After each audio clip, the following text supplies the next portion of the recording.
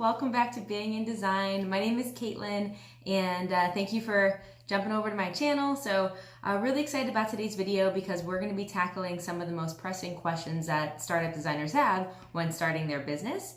And I'm excited because a lot of you have already submitted questions. So we're going to go through a bunch of those, and then I have some common ones as well that we always get asked. So before we jump into it, I did have some housekeeping items I wanted to go over. It's going to be my goal to post videos once a week on our channel.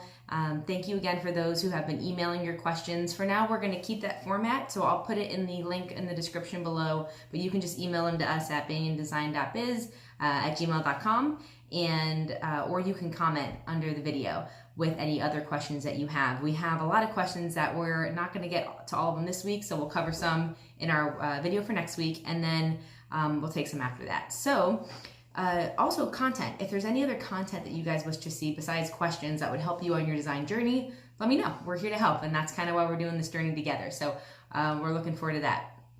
Okay, I wanted to cover one last topic before we got into your questions, which I have here. So if I keep looking down, that's why. And that is, I think there's some key questions or considerations you guys should consider when starting your design journey. And the first is, what type of designer do you want to be? Are you going to be domestic or commercial? Because there's two very different routes as we're going to cover for both of those avenues. Are you going to want to be more on the hotels, cruise line end? You want to do more residential, work with families, that type of thing. So one is, what type of design are you into?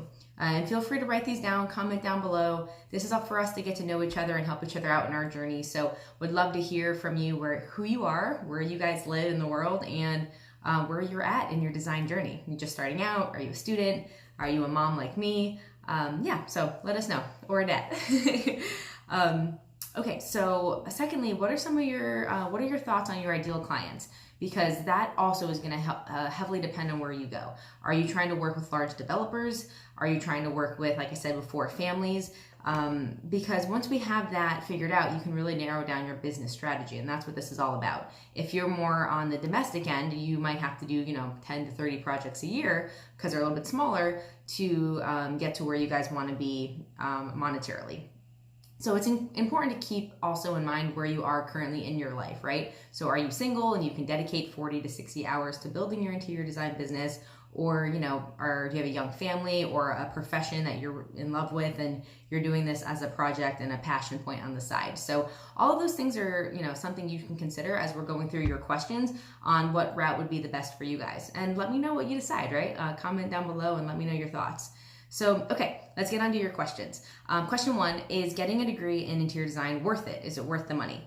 Yeah, that's a really good question, and one that I think all of us have gone through personally. So I would say, depending on your starting point, it certainly can be worth the money. So have you already had formal education? Do you have a degree from college? Do you have a master's, associates? Where are you at with that? And if so, what was your degree in? So if you're, have a business or marketing degree, then you could definitely benefit from, a design certification course.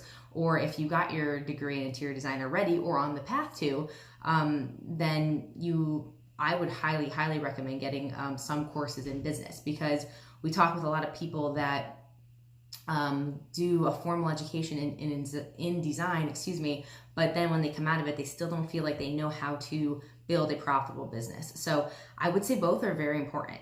And it can certainly be worth the money, but hopefully we'll give you some options later in the video. And that if you're not trying to go the formal education path, that you still feel really comfortable in getting yourself the proper amount of education before you start practicing. Okay, perfect. So what are, another question, really good one, what are the different types of interior designers? So this is great because really design is such a broad topic and everything needs to be designed, right? So some designers choose to do the entire home. You can be an interior designer that works in every facet of the home. You can be an interior designer for an office setting, like an office building. Pre-COVID, those were things, right? Also, you could be the type of designer where you don't do the entire space. You might just focus in nurseries, kitchens, bathrooms. So it depends on your passion point, but some designers are very specific. Some designers also only work with a certain type of client. one of the designers I know about in Seattle, I thought this was super cute. She works with only like bachelors and single men in the tech space who have a lot of discretionary income, but not a lot of time to dedicate or probably practical knowledge to design their home. And she calls hers Beyond the Bachelor Pad, which is super brilliant. So you could definitely narrow down the type of client you want to work with as well, which is really cool. So it's also worth mentioning that within an interior design firm, there are 4 different facets you can go into in design. Some of them are pretty common, but some might not be. So we'll go through them quickly. I would say if any of them are of interest to you, do some more research for sure. So the first one is the interior and spatial designer. It's typically what we think of when we say the word interior designer, right? Those are people like me who design and renovate interior spaces and deal very much with aesthetics and practicality, making sure a space works within your client's budget. This is like, think HGTV in every show, right? Chip and Joanna Gaines and everyone we love there.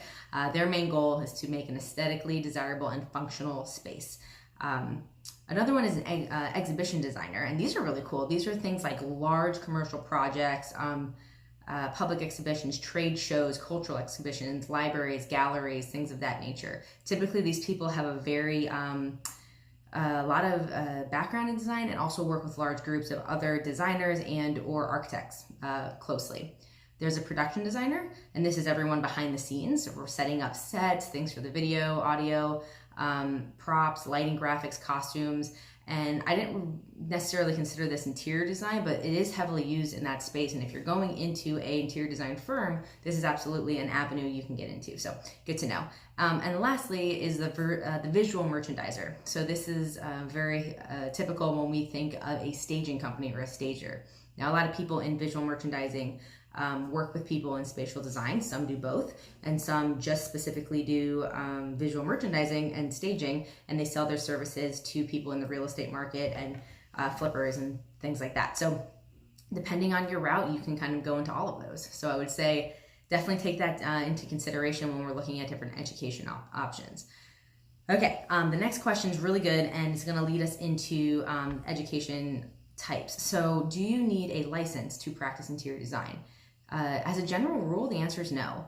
Louisiana, Florida, Nevada, and I believe Washington, D.C., you do need to be registered and certified or licensed if you're going to work unsupervised in a commercial setting. For domestic, in every state, you can just practice. You can definitely get certified, but you don't have to. And even in those states mentioned, if you're not certified, you can still work in a commercial space. You just have to be under somebody who is licensed, like a general contractor. So it's interesting because when I was going through the same questions when I started, and it's not a very regulated space. I mean, obviously you have to, if you're going to market yourself as a certified professional, you have to be certified, right? Those are the only laws there. But you can really choose or not to, depending on where you're starting out, your comfort level, your amount of background, those type of things. So in the past, if you were not licensed, you could only go by the nomenclature of interior decorator, but that was actually revoked about 2 years ago. So like I said, you can really call yourself an interior designer. I would just make sure that be honest, right? If you're gonna call yourself a certified professional, make sure you are certified, and we'll go through some options there in a minute for you.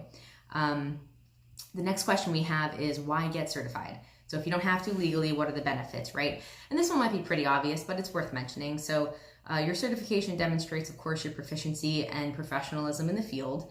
It can help give you a competitive advantage for sure. If you're trying to go into a firm, they might require either a formal education or they might require a certification. So it's definitely worth looking into depending on your desires. And then in some states, it is worth mentioning that being a registered professional or certified allows you the opportunity to sign and seal certain interior documents like coding and permits. So you'd have to look in that specifically for your state, but it's definitely worth mentioning. Okay, so now on to how to get certified. So the next question is how to get certified. A bunch of you have asked, so almost every state requires you to take the National Council for Interior Design Qualification exam.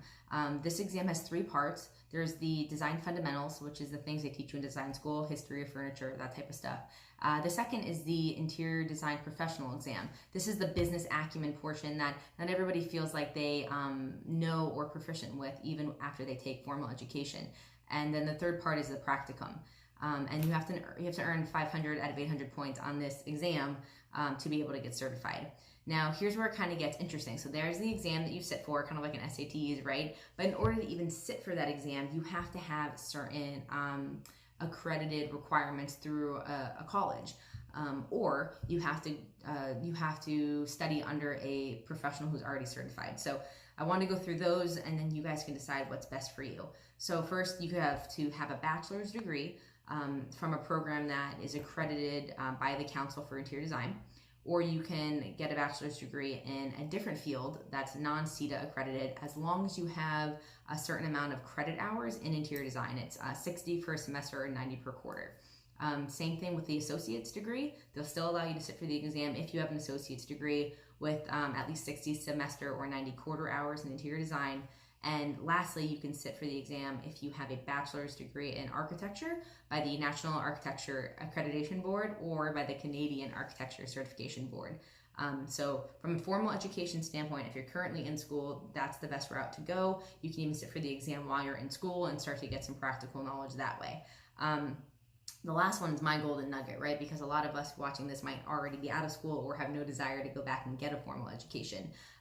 In order to sit for that exam, you can also practice for 3,500 hours or 2 years of experience under someone that has been accredited and their supervision. So this is where you see a lot of those courses online. The Interior Design Institute offers a course for about $900. I think they have a COVID special right now. Or you have a lot of the gurus in the space that have gone through the appropriate channels and to be able to help coach you to get your accreditation that way. So I will make a future video because enough of you have asked about some of the people that we think are really reputable in this space. And I'll personally share with you who I chose as my mentor, because that's the route I went. I've already had an education and a degree, and although college was really fun and I did love it, I don't have time to do that right now and work and be a family person and do this. So not enough hours in the day. So I think those are some really good things to note. You can still absolutely do this with zero accreditation as long as you do it professionally and you're honest, or you can decide and go the exam route and sit for that exam, get accredited that way. And you have different avenues to do it. So that's going to be it for this week's questions. I have some really good questions for next week. You guys already submitted. We're going to go through how to make money as an interior designer, because that's like a whole video in of itself. Also, how to get clients and how to compile your vendor list. So keep submitting your questions and the content that you guys want to see. And I will keep finding the right answers to share with you guys in my personal experience. Also, just as a reminder, if the content has helped you in any way, please hit subscribe and hit the bell button to be notified when I have new videos. And also please hit the like button. So I learned that that algorithm helps with our channel's popularity and getting seen. So if this was helpful, please hit that down below. And I really appreciate you guys being here. Thanks again. Enjoy the rest of your week. Stay beautiful and stay inspired. Bye, guys. Bye. See you next time. Hit the subscribe button below. Tina, my mama. Yeah.